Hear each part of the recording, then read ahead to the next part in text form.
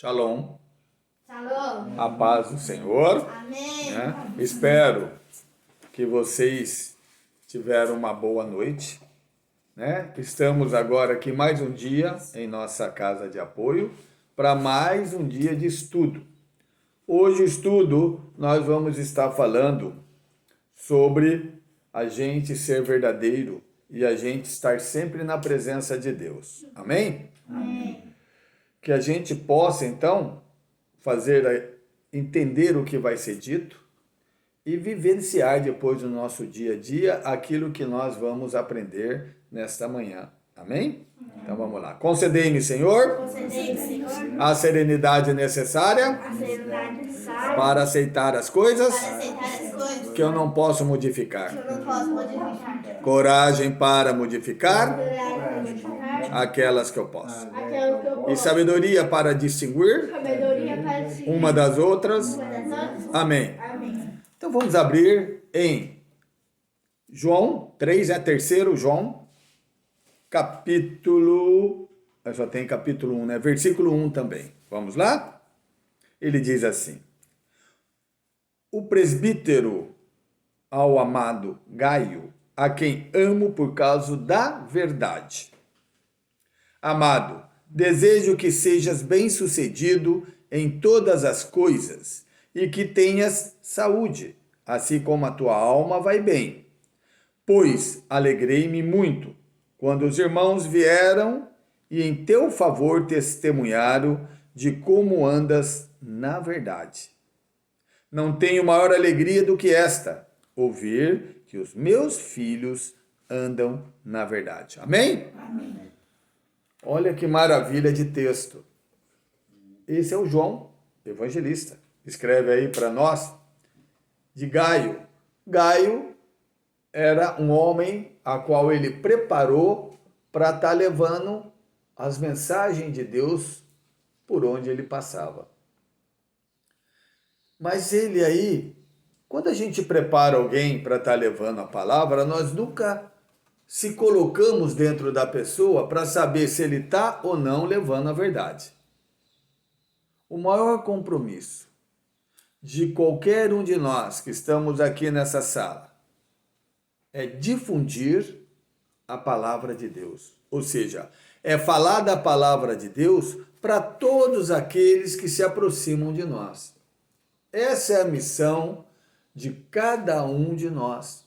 Nós ouvimos, nos alimentamos e repassamos essa mensagem. Mas uma única coisa que a gente tem que assumir junto a Deus é falar o quê? A verdade. Isso é o mais importante, é nós falarmos a verdade. Doa a quem doer. Por isso que nós devemos estar sempre com a presença do Espírito Santo em nós. Porque só Ele difunde a verdade. Em 1 Coríntios, lá no capítulo 6, do versículo 19, através de Paulo, Deus manda a seguinte mensagem para cada um de nós. Que esse corpo que está aqui, ele não pertence a nós. Ele pertence a Deus. E ele nos deu como empréstimo. Mas para que ele nos deu como empréstimo esse corpo? Para servir de templo vivo do Espírito Santo. Isso quer dizer que esse corpo que está aqui é para vivenciar o quê? O Espírito junto a nós. E se realmente ele estiver fazendo parte de mim, eu não vou mentir. Eu vou usar apenas da verdade. Hoje em dia, nós passamos por uma situação, mas muito assim delicada, que é a mentira. Nós sabemos que o diabo ele está nessa terra exatamente para criar o quê? Mentiras dentro da nossa mente para que a gente passe isso. A palavra já nos diz, que como nós temos o pai da fé, que é Abraão, nós temos o pai da mentira, que é o diabo. Né? Então, os cuidados que nós devemos ter é da gente estar realmente com o Espírito Santo junto a nós. Porque é ele que vai fazer com que nós falemos a verdade. E a mentira, eu costumo dizer, ela não tem peso. A mentira não tem medida. Ou seja, mentira é mentira. Às vezes, numa simples pergunta que uma pessoa faz a nós, ao responder por coação do inimigo, do diabo, a gente já mente. Outra coisa, o diabo faz com que a gente minta, por que será? Para ter discórdia na casa. Não, para a gente não assumir aquilo que fizemos. E aí vem a discórdia. Aí vem a ira nas pessoas que está recebendo a mentira. Eu fico imaginando o Gaio levando a palavra de Jesus, dos acontecimentos de Jesus naquela ocasião, ele já estava ressuscitado, mas contando àquele povo a verdade. Qual foi a caminhada de Jesus nessa terra? Hoje, a maioria não quer falar a verdade. Fala a verdade camuflada. Porque o que mais está interessando hoje para o pregador, olha lá, é o dinheiro. Nós sabemos, né, que todos aqueles que trabalham para Deus, né, tem que ter o seu salário, né? Mas não é toda hora eu ficar falando em dinheiro. Porque o dinheiro que Deus deixou escrito dentro das mensagens dele, principalmente no Velho Testamento, era para manutenção dos trabalhos das igrejas, para manutenção, né, do sacerdote. Não para a gente comprar carro aí importado, sei lá o que mais, né? Mas é isso que está acontecendo. E a verdade, aonde fica? As ovelhas hoje se espelham muito no seu pregador. Se ele percebe que ele está mentindo, adivinha o que ele vai fazer na vida dele? Ele vai mentir. Ele vai mentir. Então, por isso, a responsabilidade de um pregador é muito séria, de levar a verdade, né? Eu fico vendo aqui, né? É João falando para Gaio. O que era importante? Deus falando para nós. Nossa, meu filho, como eu amo você por você falar o que é? A verdade. Sabemos também que o nosso preparo não é para essa vida. Porque dessa vida nós não vamos levar absolutamente nada. O nosso preparo é para a vida além morte, além corpo físico. Porque do pó nós viemos, do pó iremos voltar. Mas e o espírito, a alma?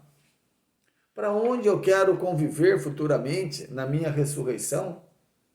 Porque com a ressurreição de Jesus, ele deixou claro para nós vamos ressuscitar também. E vamos ter só duas opções. Uma é o quê? Ir para o reino de Deus. Aquele onde Jesus está preparando, sentado à direita do Pai, nos aguardando. Aguardando o momento em que Deus fale para Jesus, pode voltar. Desça e vai reinar essa terra por 1000 anos, que é o seu direito. Porque você é o rei. Não todos esses que lá estão. Enquanto isso não acontece, nós temos que estar preparando. Mas tem a segunda opção. A segunda é aquela que eu vou ser condenado e vamos queimar no fogo eterno. Eu costumo dizer que é o fogo do inferno, né? Mas é o fogo eterno. Aí cabe a cada um de nós a opção. Cabe a cada um de nós a preparação. Porque Deus nos dá o que? Livre arbítrio, né? Eu vejo aqui nós, da nossa casa de apoio, o que eu tenho falado, o que Deus tem, porque eu não falo nada, é o Espírito Santo que nos prepara para estar levando essa palavra a vocês. E hoje ele nos preparou para dizer que nós temos que ser o quê? Verdadeiro. Figurativamente usou a Gaio aqui para levar a cada um de nós o que ele fez de bom. Olha como João amou quando aquele povo procurou a João e deu testemunho, longe de Gaio, que ele só levava o quê? A verdade. Eu fico imaginando alguém chegar para mim e falar, olha, eu estive lá na casa de apoio e eu vi como aquele povo é verdadeiro. Eles não usam de mentiras. Imagina como eu vou ficar. Muito feliz. Obviamente que sim. Porque eu vou saber que tudo aquilo que Deus nos preparou para levar até vocês, vocês estão praticando. Porque hoje, o maior erro do ser humano é ouvir e não praticar. Quando eu não pratico, eu cometo as minhas mentiras. O que vai acontecer dentro de um lar, dentro da casa de apoio? Discórdia, raiva, ira e assim por diante. Quando você vê, é exatamente isso que o demônio queria. Era exatamente isso que ele queria. Para que detonasse a válvula da mentira e que cada um ficasse inimigo um do outro. E Deus deixou claro, né? Como deveria ser a nossa convivência. Ele diz a nós também como chegarmos até a Ele no reino, que Ele vai nos dar como herança, que Ele nos prometeu. Não é? Que é cumprindo o quê? As suas leis, os seus mandamentos, não é? Romanos 8:1 deixa isso claro também para nós. Jesus fala através de Paulo, como que eu vou conseguir chegar ao reino para não ser condenado?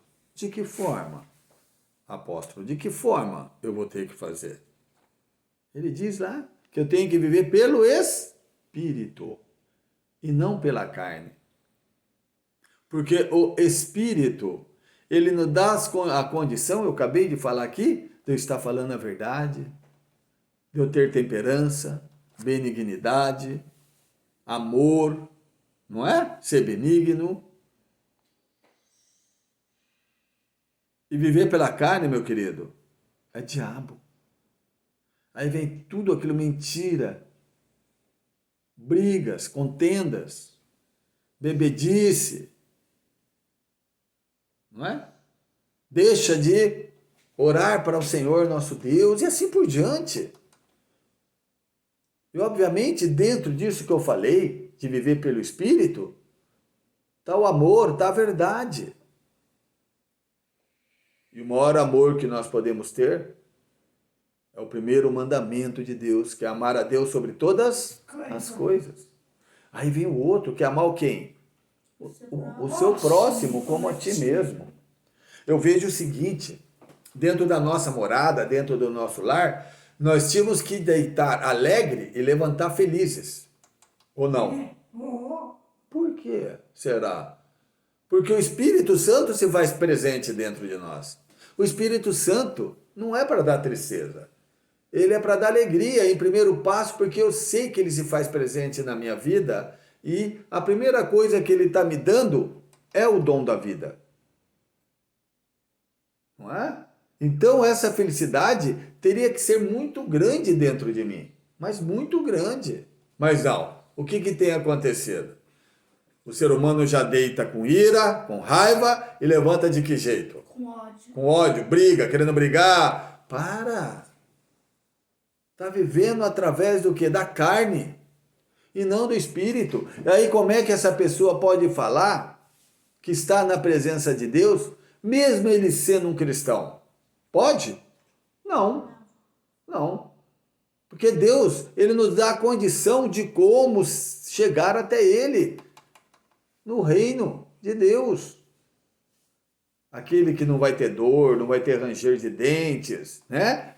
Que não vai ter falta de comida, nem de água, nem de nada, meus irmãos. Não vai ter mais morte.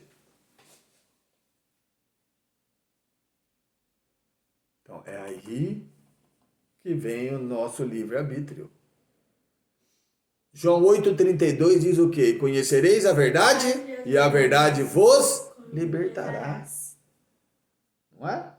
Então, é nessa palavra que temos que ter em nosso coração para que a gente cumpra essa verdade enquanto estivermos na terra e tendo a certeza que eu serei conduzido à vida eterna, ao reino de Deus, a nova Jerusalém.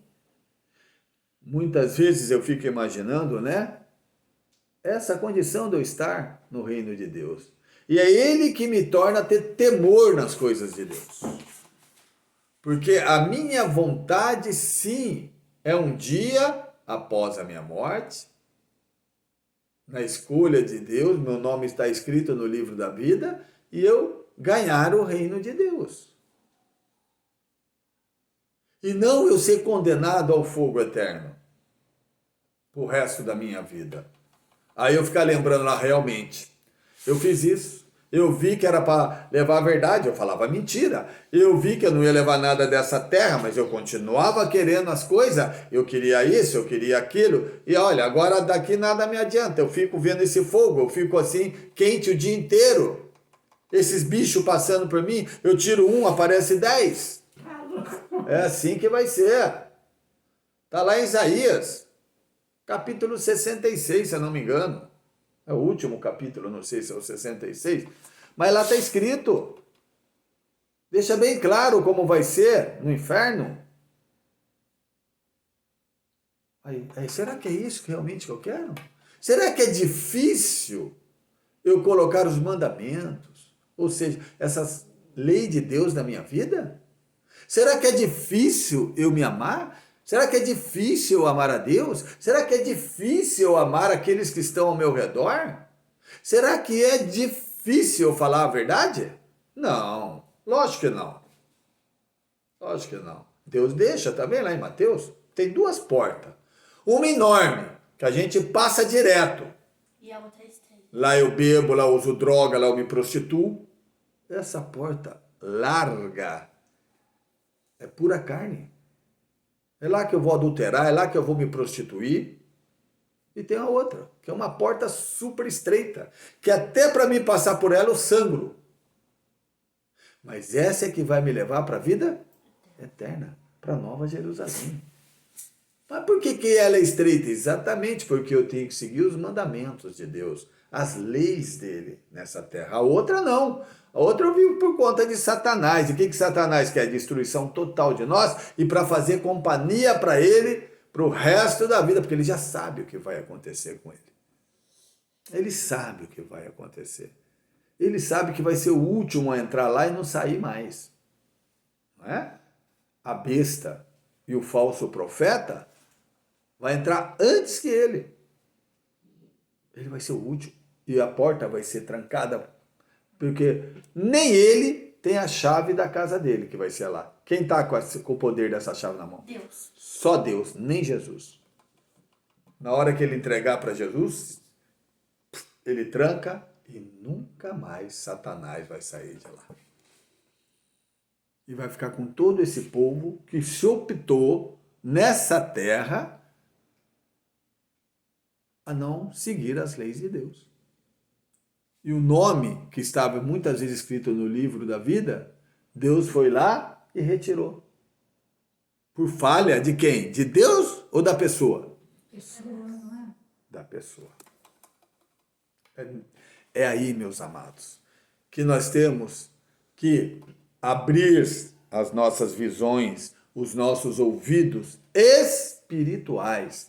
Porque o carnal não é que pertence ao diabo, mas quer fazer as coisas que o diabo faz.